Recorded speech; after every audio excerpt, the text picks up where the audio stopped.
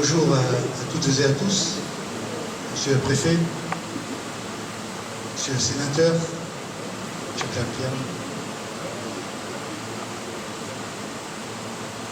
Mesdames et Messieurs les conseillers régionaux, la présidente Delga étant excusée, et Monsieur le vice-président René Moreno, la représentante, Monsieur le conseiller départemental, cher Vincent, le président Cléber Mesquida est excusé, mais est représenté par Vincent, par son vice-président. Monsieur le président de la communauté agglomération Hérault-Méditerranée, mon président, notre président, cher Gilles. Mesdames et messieurs les élus, monsieur le directeur, président du SIEVH, mesdames et messieurs les maires, mesdames et messieurs les élus, mesdames et messieurs, chers coussinards de chers coussinards. On a inauguré une petite partie des travaux qui ont été effectués en 2018, enfin pas une petite, majorité des travaux qui ont été effectués en 2018. Mais il y en a d'autres, en principe on aurait dû avoir un petit diaporama, mais l'ordinateur n'a pas pu se connecter au rétroprojecteur ce matin. C'est pas bien grave. Donc on a inauguré 5 réalisations, je dirais, majeures de la ville de Pau. On a commencé par le skatepark, qui est situé évidemment dans le complexe sportif où on veut réunir toutes les activités sportives. Ce skatepark, il a coûté 53 000 € et on a eu 20% de subvention du département. Le département nous a aidés sur toutes les réalisations, mais avec évidemment les autres partenaires. Donc, pour vous raconter un petit peu l'histoire de ce skatepark, il y a à peu près un an, il y a une quinzaine de jeunes coussinards qui sont venus me voir et qui m'ont dit « Monsieur le maire, il faudrait que vous nous fassiez un skatepark ». Alors je leur ai dit « Vous êtes bien gentil, mais il faudrait que vous me montriez que vous êtes d'abord sérieux, que vous en avez envie, que vous allez l'utiliser, et puis que vous ayez un petit peu conscience du budget que ça représente. » On a eu plusieurs réunions, et ils sont venus à chaque fois. Et ils nous ont même amené une pétition qui devait regrouper 200 ou 300 signatures de familles, d'adultes, etc. Donc ils avaient travaillé. Donc on l'a présenté au conseil municipal, on s'est aperçu que c'était des jeunes sérieux, que vraiment ils en avaient envie, donc on a fait le skatepark. Et il est vraiment très très utilisé. Alors le petit ennemi du skatepark, c'est qu'on utilisait une partie pas négligeable du boulodrome. Les boulistes nous ont dit, bon c'est bien, hein, mais on a perdu un peu de terrain. Et en plus, quelques personnalités écologiques de la ville de Pau nous ont dit, vous avez coupé cette platane, hein, et des beaux platanes. Alors on a décidé de passer de l'autre côté de la route, où on a un terrain, là où il y avait la sienne déchetterie. Et on a dit, ben là, on va planter des arbres, pas 5, on va en planter une trentaine ou 40, tout ce qui ira, puisque le terrain est assez grand. Et on va agrandir le boulot. Donc finalement, tout le monde est gagnant dans cette affaire-là. Et on essaie de rassembler toutes les activités sportives, justement, dans ce secteur. La deuxième réalisation, qu'on a eu l'occasion de voir brièvement, peu importe, parce que c'était peut-être pas tout à fait fini, il y avait des échafaudages à l'extérieur, c'est la création de 5 logements à loyer modéré. 5 appartements qui ont coûté 530 000 €, les deux, je vais y revenir, avec une subvention de la communauté agglomération Hérault-Méditerranée, de l'État, de la région et du département. Et on a été subventionné à 25% au total sur ces appartements. Donc, il y en a un qui est situé place de la République, donc en plein centre du village, plein centre historique du village, qui n'est plus le centre géographique. Ce centre historique, bon, on veut l'animer, vous le savez, donc on a un appartement là qui est un T4, c'est le plus grand, avec au rez-de-chaussée 40 mètres carrés qui seront dédiés à une utilisation commerciale, justement pour rénover un petit peu ça, en connexion avec le foyer des vieux, évidemment, à côté. Alors le centre du village, vous savez que l'animation aussi du centre du village, qui est la troisième, je dirais, qui est la troisième étape de notre programme. La première, c'est aménager. On a aménagé le centre du village, c'est ce qu'on appelle le triple A. aménagé, centre du village, circulade, extérieur. Les extérieurs sont pas si mal parce que plus récent, donc le village maintenant est bien aménagé, il faut l'entretenir.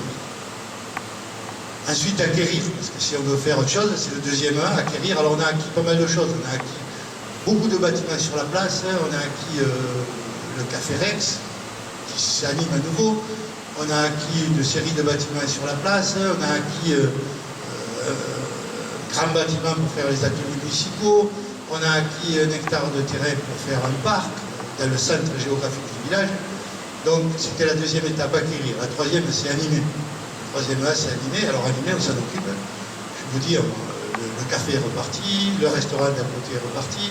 On va installer un commerce sur la place à l'ancien foyer des vieux et dans la salle du logement, du bâtiment qu'on a rénové un logement. Le pain chaud est reparti, le coin de pain chaud est reparti.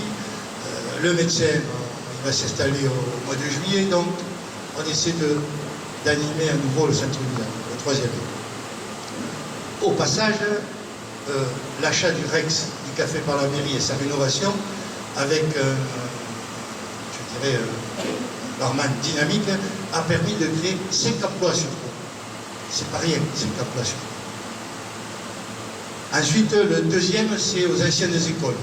Les anciennes écoles de filles. Pour ceux qui, les plus vieux coussinards, ils savent que ces écoles de filles étaient situées là où il y a le deuxième bâtiment qu'on a rénové. Là, il y a 2 T1 et 2 T2 qui sont aussi complètement neufs et qui ont été, dont les dossiers ont été regardés par la commission CCAS et qui seront attribués demain en conseil municipal suite à l'avis du CCAS. On en a profité quand on a rénové ce bâtiment. On en a profité pour rénover la salle d'aïkido qui est au-dessus. Enfin, pas la salle d'aïkido, la salle d'arts martiaux, puisque vous savez qu'on a de l'aïkido et de l'aïkido.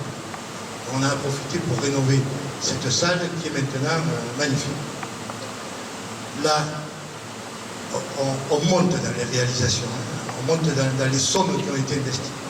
La troisième réalisation, c'est là où vous êtes. C'est la rénovation de la salle du peuple. Il y en a qui disent salle du peuple, très bien. Ça s'appelle la salle du peuple, d'autres disent salle des fêtes. Pourquoi? Parce que ça sert aux fêtes, tout simplement. Bon, c'est une salle qui sert beaucoup dans le village, aux associations, même celles qui ne sont pas de cours. On accueille fréquemment et à titre gracieux des associations de villages voisins. Je dis bien à titre gracieux, parce qu'on pense que finalement, et vous le verrez, il y a de l'argent de la commune, mais il y a aussi de l'argent de l'État, des collectivités. Et cet argent-là, ben, il n'appartient pas à tout le monde, hein, il n'appartient pas à Rincapo. Alors elle est à court, d'accord, elle est très belle, rénovation phonique, rénovation thermique, le sol a été refait, les peintures ont été refaites, les façades aussi, enfin, elle est neuve. Elle a plus de 45 ans. C'est le grand-père de notre conseillère régionale, Géraldine, qui l'avait construite, déjà à l'époque. Et vraiment, elle a beaucoup servi, mais elle avait besoin de petits coups de jeune. Et on lui a donné ce coup de jeune. Alors elle a coûté 420 000 €, la rénovation. Mais sur 420 000 €, on a eu 93% de subvention. Alors, normalement, on ne doit pas en avoir autant. Mais grâce à la communauté agglomération Hérault-Méditerranée qui gérait un fonds destiné à améliorer les qualités énergétiques des bâtiments, on a pu avoir vraiment plus de 50% rien qu'avec ce fonds. Et là, on doit remercier Audrey Prétavie, qui s'est occupée à la communauté agglomération vraiment de monter le dossier, etc. Ensuite, évidemment, il y a l'État qui a participé, qui a bien participé aussi. Il y a le conseil régional et le conseil départemental, comme d'habitude. Il y a eu Euro Énergie, qui nous a aidés pour tout ce qui est les réseaux électriques, etc., les éclairages. Et puis, il y a eu aussi l'eau et l'assainissement, les petits travaux d'eau et d'assainissement. C'est un lieu important de vie pour le village. C'est un lieu tellement important qu'il y avait aussi des nuisances pour les gens qui vivent autour, puisqu'à l'époque, il n'y avait pas grand monde, puis ça s'est peuplé, comme partout, ça s'est peuplé autour de la salle des fêtes ou du peuple. Et évidemment, il y a quelques nuisances quand il y a des festivités, etc. Donc on espère que, on est sûr, que quand même l'amélioration phonique, l'amélioration thermique, etc., va aider ceux qui sont à l'intérieur de ne pas avoir trop chaud en été et trop froid en hiver, et ceux qui sont à l'extérieur de ne pas entendre trop de bruit pendant les manifestations. Donc c'était quelque chose qui était quand même assez nécessaire. La dernière réalisation, c'est la circulade. Alors la circulade, je dirais que c'est un programme qui vient de loin. Ça vient de loin puisque c'est la troisième et dernière phase de la réhabilitation du centre historique du village. La première phase, vous vous rappelez, enfin pour ceux qui étaient là à ce moment-là, il y a plus de 10 ans, a été toute la rénovation du centre historique, complet. Donc une rénovation, je dirais, de qualité, qui a coûté extrêmement cher à ce moment-là, mais qui a été faite. Tous les réseaux ont été enterrés, l'électricité a été refaite complètement, les éclairages ont été refaits, enfin tout est, si vous l'avez visité, et si vous ne l'avez pas visité, pour ceux qui ne sont pas vraiment locaux, je vous conseille d'y aller, c'est très beau. La deuxième phase, ça a été la place, la rénovation de la place et du parvis de la mairie, qui a été aussi réalisée dans les mêmes conditions et dans le même style. J'en parlerai tout à l'heure. La troisième phase, c'est la dernière, c'est la circulade. La circulade, 1 620 000 euros. 1 620 000 euros, on a obtenu 60% de subvention. Ce qui est quand même pas mal. Là, évidemment, il y a eu des gros contributeurs, hein, pratiquement tous ceux qui ont donné ont bien contribué, le département, la région, la communauté agglomération Hérault-Méditerranée, Hérault Énergie, pour tout ce qui est éclairage public, l'agence de l'eau, pour tout ce qui a été assainissement, évidemment l'État, et le SIEVH, le syndicat de la vallée de l'Hérault, de l'eau potable, qui a pris en charge tous les travaux d'eau potable dans la circulade, comme il l'avait fait d'ailleurs sur la place et sur le vieux village, sur le centre historique du village, pareil. Donc, vous voyez, c'était vraiment un très, très gros programme. Ce programme est maintenant terminé. Le centre du village, les abords du village sont terminés. Donc, je pense que vous pouvez être fiers. Alors là, je veux mentionner quand même, je veux mentionner le nom de M. Guillemin, il est là, hein, qui est un ancien ingénieur de la communauté agglomération Hérault-Méditerranée, et quand il est parti à la retraite, il a accepté de se mettre à la disposition de la commune de Caux, hein, pour une rémunération tout à fait modeste, et il a suivi tous les travaux qui ont été faits sur Caux. Il a élaboré tous les schémas, d'ailleurs il y a un petit bouquin qu'on éditera un jour où il y a tous les schémas de toutes les places qu'il a élaborées, comment il fallait mettre les pavés, etc. Enfin, et il a été très embêtant pour les entreprises. Voilà, monsieur le président de la communauté d'agglomération dit qu'il les connaît bien, c'est vrai, et il a suivi les travaux de façon magnifique. Et il était épaulé par le cabinet Beck, par monsieur Kamel, là, qui a été le maître d'œuvre de ces 3 grandes réalisations. Alors ces 3 grandes réalisations, cette phase de 3 qui termine ce programme, ça a coûté quand même 6,5 millions au village. 6,5 millions d'euros. Alors en euros, ça fait moins qu'un ancien franc, hein, mais ça fait quand même des sommes. Si vous le transformez en nouveau franc, ça fait un peu plus. Si vous le transformez en ancien franc, un centime, ça fait encore plus. Donc là, on ne parle plus de millions, hein, on parle de milliards. On parle en ancien. Alors, on pourrait parler en sesterces, mais là, je ne sais pas la conversion. Je ne la connais pas. Je ne connais pas la conversion. Alors, des réalisations comme ça, hein, quelles qu'elles soient, je veux dire, c'est une coopération. C'est une coopération entre, d'abord, la volonté communale du conseil municipal, qui décide de ce qu'il fait. Et là, je remercie évidemment tous les conseillers municipaux qui se sont succédés lors des divers mandats, d'avoir chaque fois, je veux dire, œuvré dans ce sens. Ensuite, on ne pourrait pas le faire si on n'avait pas l'aide de l'État. On ne pourrait pas. Ce serait impossible. Je pense qu'on ne peut rien faire sans l'aide de l'État. On ne peut rien faire sans l'aide des collectivités de notre département. On ne peut rien faire sans l'aide de la région. On est tenu par leur aide. Et là aussi, je dois remercier tous ceux qui ont participé, parce que vraiment, c'est utile et ça nous permet de faire des choses. Et on a des conseillers départementaux, régionaux, on a des élus qui sont à l'écoute, hein, je vous assure. Hein, il ne faut pas écouter tout ce qui se dit à la presse, là, que les élus sont tous mauvais. C'est faux. On a des bons élus, on a des élus qui nous écoutent, on a des élus qui travaillent pour vous. Et ces élus-là, je veux dire, il faut aussi les saluer, quelque part, le reconnaître. Indépendamment de toute idée politique, hein, je pense qu'au moment, il faut se mettre au travail, on se met au travail et on aide tout le monde. Et c'est comme ça que ça se passe. C'est une coopération aussi avec les entreprises, hein, parce que quand vous commencez les travaux, les entreprises, il faut qu'elles suivent, etc. Et des fois, c'est un peu difficile. Mais je dois dire que, bon an, mal an, on arrive quand même vraiment à faire du bon travail avec les entreprises. Alors, et les bureaux d'études qui suivent ça aussi. Alors, on a, sur tous les travaux qu'on a visités, là, ce sont toujours des entreprises, on travaille en circuit court. Ce sont des entreprises, je dirais, locales, mais pas que locales. Hein. Un petit peu de notre région, d'Agde, de Béziers. Je veux dire, on essaie de travailler quand même un peu en circuit court et je pense que c'est bien. Merci à toutes ces entreprises. Je ne peux pas les citer parce que je crois qu'il y en a 24 qui ont travaillé sur les différents sites. Hein. Mais vraiment, je les remercie. S'il y a des entreprises qui sont là, vraiment, je les remercie.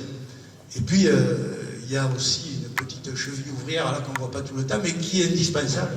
Ce sont les services municipaux. Parce que quand il faut savoir où passe un réseau, où passe ceci, où passe cela, ben, ils ont la mémoire, ils savent faire. Donc merci à tous les services municipaux, que ce soit les services techniques ou les services administratifs qui travaillent aussi derrière sur le montage des dossiers de subvention, etc., qui suivent. Donc vous voyez, c'est un travail vraiment, c'est un travail de groupe. Et là, bon, on n'a pas trop mal réussi dans ce travail de groupe.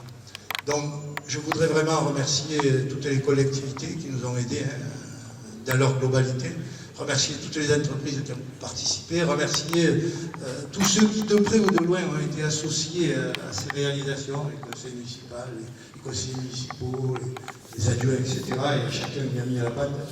Et j'espère que la commune de Caux pourra continuer à s'enorgueillir de belles réalisations dans le futur. Voilà, je vous remercie.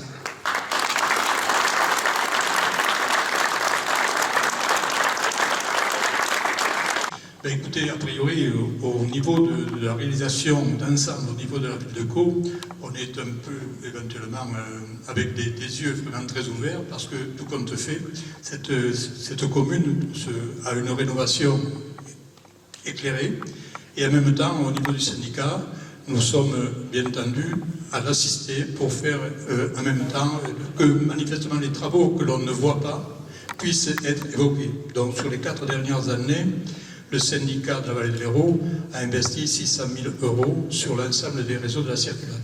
Donc voilà tout ce qu'il en est.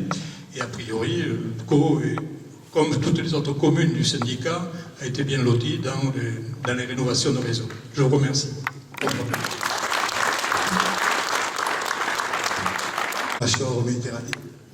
Voilà, je serai bref parce qu'on est nombreux à parler. Monsieur le sous-préfet, mes chers collègues, même si Jean-Pierre n'est plus que sénateur, mais il a été maire il n'y a pas longtemps. Hein. Donc, je vous dire d'abord, monsieur le maire de Caux, que c'est exceptionnel, hein, ces réalisations.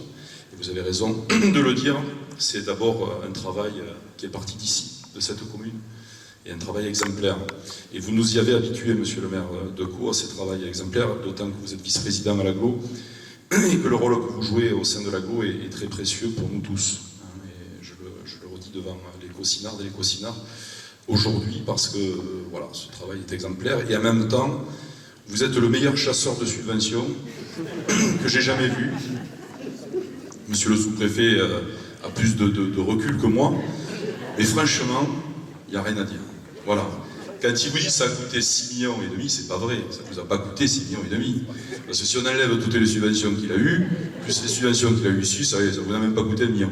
Hein, non, je plaisante. Mais voilà. Mais quand je dis le meilleur chasseur de subventions, c'est pas péjoratif. Ça veut dire qu'il monte de bons dossiers et qu'il arrive surtout à convaincre ses partenaires. Voilà, dont je fais partie. Et en même temps, parce que ce village, je l'apprécie et je l'aime particulièrement, il risque de détrôner Nézignan-l'Évêque. Hein, parce on fait des petits classements entre nous. Hein. Nézignan-l'Évêque était un des plus beaux villages de l'Aglo. Je ne veux surtout pas froisser les autres maires. Hein. Monsieur le maire de Forensac, ne me regardez pas comme ça. Forensac est très beau aussi. Mais voilà, il y a ces villages en circulade. Hein, et il n'y en a pas énormément, il y en a quelques-uns. Et franchement, là, le travail qui a été effectué, je pense qu'il va falloir qu'on se réunisse à nouveau avec Alain Vogel et tous les autres pour refaire un petit classement, mais bravo à tout ça. Et en même temps, cette salle a fait peau neuve. C'est vrai que c'était une salle qui était très perméable au bruit et aux températures diverses et variées. Et là, franchement, elle est méconnaissable parce qu'elle est magnifique. On dirait que tu viens de la construire. Voilà, donc, encore une fois, merci Jeannot. Je ne souhaite qu'une chose, c'est que tu poursuives ton œuvre. Je le dis devant vous, les consignards, les consignards, hein, parce que c'est un homme précieux. Voilà, c'est un homme que j'apprécie énormément et en tous les cas que tous les maires de l'Aglo apprécient aussi. Merci à tous.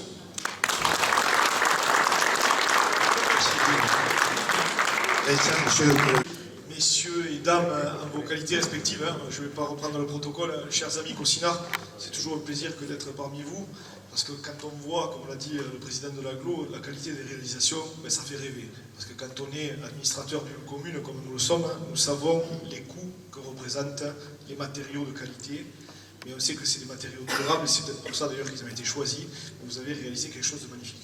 Après, pour revenir sur l'intervention du département, alors on a accompagné le City Stade parce que c'est un projet qui est structurant pour la jeunesse de votre commune.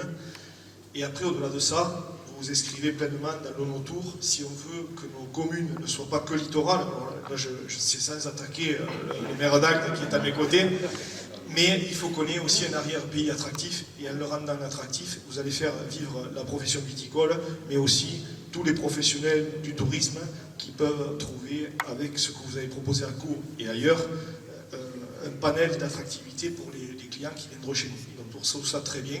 Ensuite, et là c'est ma casquette de vice-président en charge de l'habitat, vous avez produit du logement à loyer modéré, et je tiens juste à rappeler 2 chiffres.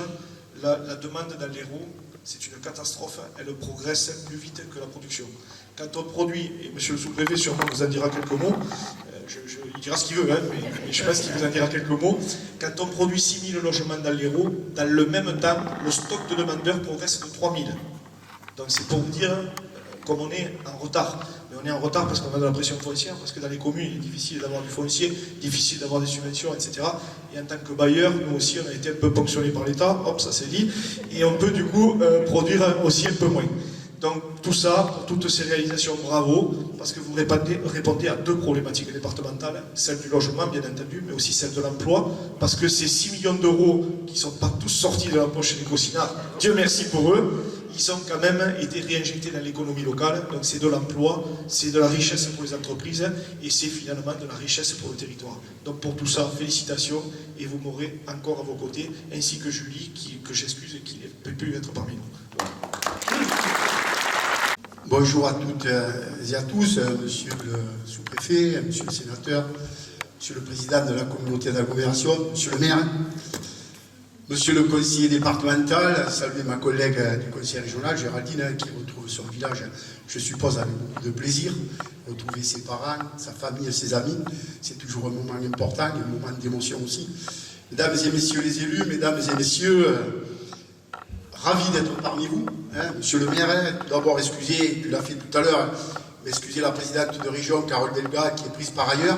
Je voudrais excuser, parce que bon, nous sommes une équipe, nous jouons collectif, excusez mes collègues Béatrice Négrier et aussi ma collègue de Pézenas, Daniel Azemar, donc, qui sont retenus par ailleurs et qui auraient aimé être parmi vous aujourd'hui.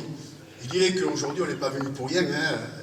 On va inaugurer 4 équipements. Habituellement, on se déplace pour une inauguration. Aujourd'hui, ces 4 donnent sa preuve, le dynamisme, la vitalité du maire et de son conseil municipal pour équiper cette commune de Caux. Bien entendu, il l'a dit, les collectivités, que ce soit le département, la région, la communauté d'agglo ou bien l'État, accompagnent donc dans le cadre de nos politiques publiques l'amélioration et la rénovation et des logements sociaux qu'on a vu tout à l'heure. Avec un enjeu majeur, on a parlé, vous avez parlé tout à l'heure du foncier, moi je vais parler de la pression démographique aussi. On est dans une région qui accueille 50 000 habitants de plus par an. Donc c'est des gens qu'il faut loger dans les meilleures conditions possibles. Donc ces 50 000 habitants, dont cette pression démographique, ça engendre bien entendu un certain nombre de besoins. Ça permet aussi donc d'accompagner ces logements, de développer ou rééquilibrer l'offre en logement disponible sur l'ensemble du territoire régional et on répond bien entendu aux besoins des étudiants, des familles, des jeunes couples, etc. Moi, le premier, quand je me suis marié, je suis allé habiter dans les HLM à Montagnac, le temps que je construise ma maison et que je fasse mon trou, comme on dit, dans ma vie professionnelle. Faciliter aussi l'accès et le maintien de logements au cœur des centres anciens et aussi assurer un équilibre de l'habitat rural. Et je crois que c'est quand même quelque chose d'important. Ce type de logement est un véritable outil de diversité et aussi de mixité. Cette réhabilitation du logement permet aussi la restauration du patrimoine bâti. Et donc, comme l'a dit M. le maire tout à l'heure, il a été accompagné par la collectivité régionale. La commune de Caux a inscrit ses projets dans un programme global d'investissement et de développement.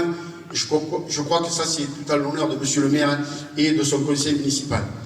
Après la réhabilitation du centre médiéval et la requalification de la circulade sur la partie haute, aujourd'hui, c'est la partie basse qui est réhabilitée et les rues adjacentes permettant une meilleure qualité de vie aux habitants. Et la région a contribué à hauteur de 184 000 € sur cet investissement. Vos projets, monsieur le maire, mesdames et messieurs les élus, s'inscrivent aussi dans un souci de développement économique et de redynamisation du commerce et de l'habitat, comme vous l'avez souligné tout à l'heure. Avec la rénovation de la salle des fêtes, vous répondez aussi aux besoins du secteur associatif et de la population, et c'est une preuve supplémentaire de la vitalité de votre commune, monsieur le maire. Là aussi, à parité avec le département, la région sur la rénovation thermique est intervenue à hauteur de 33 000 €. Et je me permets aussi de vous signaler qu'il y a un accompagnement aussi pour les particuliers avec l'éco-chèque de 1 500 € pour la rénovation thermique des maisons individuelles. Comme vous le savez, monsieur le maire, la région est engagée dans une démarche à énergie positive en adaptant ses dispositifs d'accompagnement et donc pour les communes, les particuliers et bien entendu aussi les entreprises. Je dirais que le fil conducteur de la présidente Carole Delga et des élus, c'est d'être à l'écoute de chacun. Agir pour tous, mais agir surtout avec utilité. Il ne me reste plus, quand vous souhaitez, monsieur le maire, mesdames et messieurs, avec ces nouveaux équipements, vous répondez aux besoins de la population. Il ne me reste plus qu'à vous féliciter et vous dire que nous serons toujours à votre écoute et à votre disposition pour vous accompagner dans vos projets. Merci. Parce que, avec toute la pédagogie qui est la sienne, ce qui est normal pour un professeur d'université, le maire, cher Jean, tu as expliqué en peu de mots tout un chemin de vie municipale. Moi, vous savez, j'ai tendance à dire, comme notre maire, qu'aux communes, on ne vient pas y habiter, on vient y vivre. Et depuis ce matin, nous avons, avec tous les collègues ici présents, que je salue et que j'embrasse, nous avons visité et inauguré des équipements qui est la chaîne de vie de nos communes. Et c'est bien fait. Moi, j'étais maire 34 ans, je sais ce que c'est qu'une rue bien faite. Et j'avoue que ces équipements, ils sont remarquablement construits. Ils répondent à des besoins. Il y a eu la concertation, tu l'as dit tout à l'heure, pour le skate notamment. Et puis, c'est pour tout le monde. Cette salle rénovée, c'est pour tout le monde. Les skates, c'est pour une génération. Les maisons, les logements qui ont été construits, naturellement, c'est un parcours de vie pour certains essentiel. Et puis, il y a cette magnifique rénovation urbaine. Le centre du village. Alors, cher Gilles, je vais te décevoir. Mais si d'aventure, il décidait de quitter Caux, nous on le prend à Montpellier. Parce que, la rénovation urbaine à Montpellier et les rues, il faudra que tu leur parles un peu, tu expliques un peu comment on fait. Parce que c'est très bien fait. Ça a été dit tout à l'heure par le président, notre collègue maire, et effectivement, tout a été pris en compte dans un délai réduit, très, très raisonnable. Tout a été fait, les cheminements, la qualité, la beauté. J'ai même observé que les poubelles s'intégraient parfaitement, c'est toi le symptôme, les poubelles s'intégraient parfaitement dans l'harmonie générale. J'ai compris que tous les réseaux avaient été refaits, que les mises en en discrétion des réseaux aériens, naturellement, est fait aussi. Bon, mais ça, c'est un travail parfait. Et ça donne quoi comme avantage? Ben, ça veut dire que celles et ceux qui vivent ici, quand ils rentrent le soir chez eux, eh ben, ils ont plaisir à être à Caux. Ils ont plaisir à vivre dans ta commune. Parce que ta commune, je le dis, tu en as fait une commune où on ne vient pas habiter, où on vient vivre. Et quand tout à l'heure, tu nous expliquais, avec beaucoup de conviction, que là, il allait y avoir tel magasin, que là, il y avait ceci, que là, il y avait cela, ça veut dire qu'en plus, au fond de toi-même, tu sais ce que c'est que la vie de chacune et de chacun, que chacune et chacun veut avoir à proximité, certes, les services publics que la commune offre, mais aussi des services plus privés pour, naturellement, pour la vie de tous les jours. Et puis, il y a un autre aspect qui saute aux yeux, monsieur le sous-préfet, c'est sa capacité à rassembler. Alors ça aussi, pour Montpellier, ça peut servir. Sa capacité à rassembler. Alors, en rassemblant les institutions, le département, la région, et l'État, et les syndicats, parce que les syndicats, c'est important, et bien naturellement, à l'arrivée, il y a une aide collective pour pouvoir réaliser ces documents. Et comme tu l'as dit avec beaucoup de justesse, un maire aujourd'hui ne peut pas faire tout seul. Mais peut-être parce qu'il ne peut pas faire tout seul, il faut les préserver, ces maires, et ce sera ma conclusion. Mesdames et messieurs, imaginez une seconde qu'à Caux, il n'y ait plus de maire, qu'il y ait vaguement un délégué, même d'intercommunalité, etc. Ben écoutez, cette journée ne serait pas la même. C'est départemental, monsieur le vice-président du Conseil régional, mesdames et messieurs les élus, mesdames et messieurs, juste deux mots pour conclure ces interventions. Vous dire que c'est effectivement important pour moi, en tant que représentant de l'État, d'être présent aux côtés du maire et aux côtés de l'ensemble des financeurs, parce que c'est la concrétisation de l'action, de dossiers qui sont faits. J'insisterai plus particulièrement sur le dossier du logement qui a été fait, puisque on voit bien la pression foncière a été évoquée, 50 000 nouveaux arrivants en Occitanie, 15 000 dans le département de l'Hérault, principalement sur Montpellier et la bande côtière. Et quand on dit bande côtière, on va bien jusqu'à 30 km à l'intérieur des terres. On a besoin de logements sociaux pour ceux qui arrivent, mais aussi pour ceux qui sont là, puisque dans le département de l'Hérault, je crois que c'est 70% des ménages qui, au vu de leurs revenus, auraient droit à un logement social. Donc le logement social, c'est pas simplement fait pour des gens qu'on ne connaît pas, qui viennent d'ailleurs, etc. C'est fait pour vos fils, pour vos filles, pour vos grands-parents, pour l'ensemble des gens que vous connaissez. Et si vous regardez autour de vous, eh bien, vous pouvez tout à fait voir qu'il y a des tas de personnes qui ont besoin, dans un parcours de vie, à un moment donné, de passer dans un logement social. Alors le fait qu'on en crée comme ça dans des villages, ça permet, encore une fois, que chacun prenne sa part, hein, et qu'on puisse avoir des offres différenciées sur le sujet. Donc merci, monsieur le maire, et bravo pour cette réalisation. Le deuxième point, le maire vous l'a dit, il s'est félicité des interventions de l'État, de l'ensemble des collectivités locales. Et moi, je voudrais vous féliciter, vous. Parce que tout ça, c'est votre argent. C'est l'argent que vous payez à travers vos impôts. Et après, les impôts, eh bien, ils vont dans les différents budgets de l'État, des collectivités locales, et ce sont vos représentants, parce que c'est le principe de la démocratie représentative, qui, eh bien, travaillent pour vous et font des réalisations. Parce que, évidemment, chacun d'entre vous, on ne peut pas se mettre en assemblée générale communale ou régionale ou nationale pour décider de tel et tel point. Vous confiez à quelques-uns, en les élisant, la possibilité d'utiliser votre argent pour faire des réalisations. Et aujourd'hui, en étant devant vous, eh bien, c'est une forme de compte-rendu qui vous est fait en disant, ben voilà ce que nous avons fait de votre argent. Et je crois que ici, chacun pourra reconnaître que cet argent a été bien utilisé au bénéfice de tous. Donc bravo à vous d'avoir contribué et bravo aux représentants des collectivités locales d'avoir bien utilisé cet argent. Merci.